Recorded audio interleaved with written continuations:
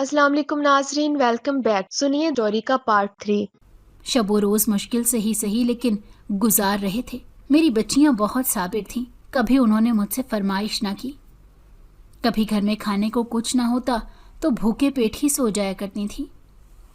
بیٹیاں کب بڑی ہو جاتی ہیں اس کا اندازہ نہیں ہوتا۔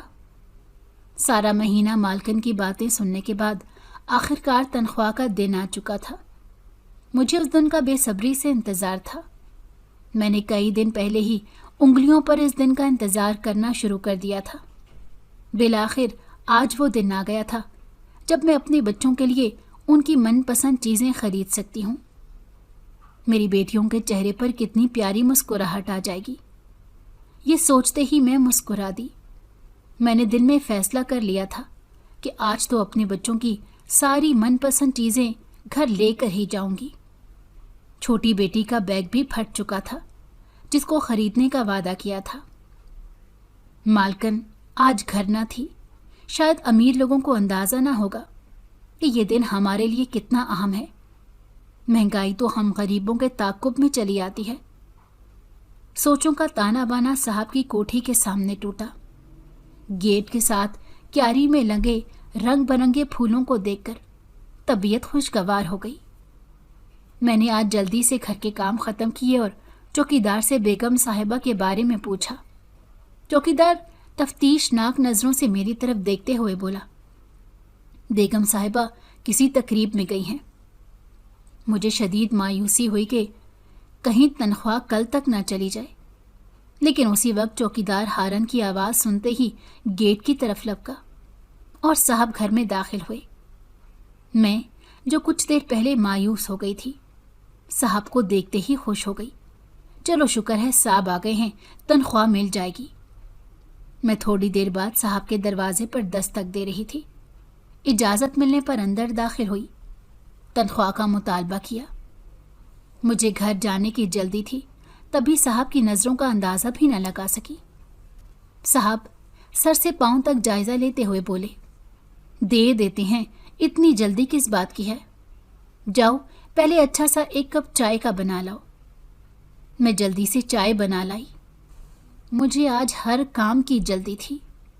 میں خیالوں ہی خیالوں میں اپنے ہاتھ میں پیسے اور بچوں کے بدن پر لباس اور چہرے پر خوشی دیکھ رہی تھی کہ صاحب نے میرا ہاتھ پکڑ کر اسے قریب کرتے ہوئے بولے، یہ کچن کے کام تمہارے کرنے کے نہیں ہیں، تم صرف میرے آرام کا خیال رکھا کرو، اور معنی خیز انداز میں مسکرائے۔ ان کا بدلتا لہجہ میرے پسینے چھوڑ گیا تھا۔ میرا لہجہ ہکلانے لگا۔ اگر عزت بچانے کے لیے حملہ کرتی تو میری کمائی پانی میں چلی جاتی۔ اس مسکراہٹ میں کامران عرف کامی کا کہکہا سنائی دینے لگا۔ اف خدایا، یہ کیا ہو رہا ہے؟ صاحب کے چہرے پر کامی کے نقش ابھرنے لگے ہیں، اور صاحب کی مسکراہٹ میں کامی کے مکروہ کہکہے کی جھلک دکھائی دے رہی ہے۔ صاحب یا کامی، اف خدا، یہ کیا ہو رہا ہے؟ یہ دونوں تو گڈمڈ ہو رہے ہیں، یہ دونوں تو ایک ہی لگ رہے ہیں۔ اس سے پہلے کہ وہ مکروہ انسان میرے اوپر حاوی ہوتا، اس سے پہلے میں اس پر حملہ کر کے وہاں سے بھاگ نکلی۔ پیچھے سے مالک مجھے گالیاں دے رہا تھا، چور کے لقب سے پکار رہا تھا۔ میں نے التجائی نگاہوں سے چوکیدار کو دیکھا۔ میری بکھری حالت دیکھ کر چوکیدار نے مجھ پر ترس کھایا اور دروازہ کھول دیا۔ مجھے ڈر تھا کہ اگر مالک نے میرے خلاف پولیس میں کیس کروا دیا تو پولیس مجھے پکڑ کر لے جائے گی۔ میری بچیوں کا کیا بنے گا؟ انہیں کون پالے گا؟ سارے راستے میری آنکھوں سے آنسو نکلتے آئے تھے۔ مجھے سمجھ نہ آیا کہ میں کن راستوں پر چل کر گھر پہنچی ہوں۔ گھر پہنچی تو ایک ڈر مجھ پر حاوی ہو گیا تھا۔ بچیاں جو اس چیز کی منتظر تھی کہ ان کی ماں آتے وقت ان کے لیے چیزیں خرید کر لائے گی، مجھے خالی ہاتھ دے کر مایوسی سے لیٹ گئی۔ میں نے خود کو کمرے میں بند کر لیا تھا۔ ساری رات یہی سوچتی رہی، اگر مالک صبح تک یہاں پولیس لے کر آ گئی تو میں کس کو صفائی دیتی پھروں گی؟ کون میری بات کا یقین کرے گا؟ کیا کسی کو مالک کی ذات پر بھی شک ہوگا؟ ابھی تو بچوں کی کتابیں کاپیاں بھی ختم ہو چکی تھی۔ میں نے آج کے بارے میں کیا سوچا تھا اور کیا ہو گیا۔ ہم جو سوچتے ہیں ویسا ہمارے ساتھ بالکل نہیں ہوتا۔ حالات و واقعات اس قدر بدل جاتے ہیں کہ کبھی کبھار ہمارے ساتھ ایسا واقعہ پیش آ جاتا ہے جس کے بارے میں ہم نے کبھی سوچا بھی نہیں ہوتا۔ ساری رات میں نے جاگ کر گزاری تھی۔ ہر بار میرا دھیان دروازے کی طرف جاتا تو میں پریشان ہو جاتی تھی کہ کہیں مالک پولیس نہ لے آیا ہو۔ اگلے دن بھی گھر میں ہی قید رہی۔ بچیاں مجھ سے آ کر پوچھتی رہیں کہ اماں کیا ہو گیا ہے۔ میں نے کہا کہ ذرا سی غلطی پر مالکن نے بغیر تنخواہ دیے گھر سے نکال دیا، اس وجہ سے تھوڑی پریشان ہوں۔ میری اتنی سی بات پر وہ کہنے لگیں، اماں ہمیں کسی چیز کی ضرورت نہیں ہے، آپ بس پریشان مت ہوں، اللہ تعالیٰ آپ کی کوئی دوسری نوکری لگوا دے گا۔ وہ چھوٹی چھوٹی بچیاں کتنی سمجھدار ہو گئی تھیں۔ میں نے تو کبھی دھیان نہیں دیا تھا کہ وہ اتنی بڑی ہو جائیں گی۔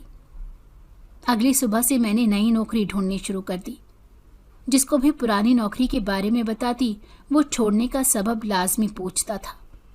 میں ہمیشہ کہہ دیتی کہ مالکن نے نکال دیا۔ سچ بتا دیتی تو شاید یہاں بھی نوکری نہ ملتی۔ بڑی توگو دو کے بعد بھی کہیں نوکری نہ ملی۔ میں پریشان ہو چکی تھی۔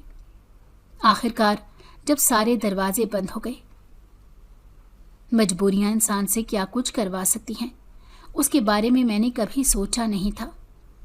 مجھے وہ لگتا تھا کہ حالات جتنے بھی برے ہو جائیں میں کبھی بھی اپنے اصولوں سے پیچھے نہیں ہٹوں گی، کبھی بھی وہ کام نہیں کروں گی جس کے بارے میں مجھے شرمندگی ہو۔ لیکن یہاں تو حالات ہی مختلف تھے۔ جب سے صاحب کی نوکری چھوڑی تھی گھر میں کھانے کو کچھ نہ تھا، ورنہ ان کے گھر سے کام کرتے دوران شام کو کچھ نہ کچھ بچا ہوا لے ہی آتی تھی۔ بچے بھی پوچھ رہے تھے کہ اماں آپ نے وہ اچھی نوکری کیوں چھوڑ دی؟ میں انہیں حالات کے بارے میں کیا بتاتی؟ میں انہیں یہ نہیں بتا سکتی تھی کہ وہاں میری عزت خطرے میں پڑ چکی تھی، وہاں کا مالک میری عزت کا سودا کرنے والا تھا۔ حالات کی تلخیاں انسان کے اندر زہر بھر دیتی ہیں۔ ہنستے مسکراتے چہروں کو پتھر بنتے وقت نہیں لگتا۔ انسان تھک جاتا ہے اور ٹوٹ کر بکھر جاتا ہے۔ جب آزمائشیں حد سے تجاوز کرنے لگیں اور حالات بے قابو ہو جائیں تو خود کو اللہ کے سپرد کر دینا سب سے بہترین حل ہے۔ ناظرین، اس سٹوری کا بقیہ حصہ سننے کے لیے واچ کریں پارٹ 4۔ امید ہے آپ کو ہماری آج کی سٹوری پسند آئی ہوگی۔ ہماری ہر آنے والی نئی ویڈیو کو سننے کے لیے ہمارے چینل کو سبسکرائب کر لیں اور بیل آئیکن کو پریس کر دیں۔ ہماری ویڈیو کو لائک اور شیئر کر دیں۔ اسی کے ساتھ دیں مجھے اجازت۔ اللہ حافظ۔